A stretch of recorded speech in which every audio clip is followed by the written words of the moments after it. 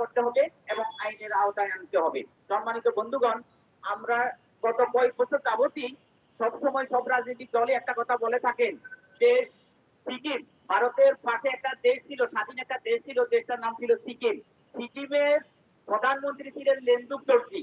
তো লেনদুক দর্জি ভারতের প্রতি এত এত নতজানু হয়েছেন যে পরে এই স্বাধীন বা সিকিমকে ভারতের সাথে একভূত করে দিয়ে উনি প্রধানমন্ত্রী থেকে মুখ্যমন্ত্রী হয়েছিলেন।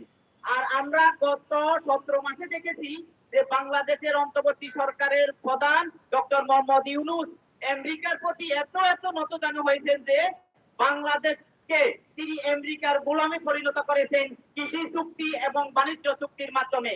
এই কৃষি চুক্তি এবং বাণিজ্য চুক্তিতে কি আছে আমরা সবসময় বলে সেটা জাতির সামনে প্রকাশ করতে হবে। কিন্তু কিছুদিন আগে আপনারা দেখছেন যখন বিশ্ববাজারে তেলের দাম বেড়ে গেছে, তখন বাংলাদেশ যখন রাশিয়া থেকে তেল কিনতে গেছিল, তখন আমেরিকা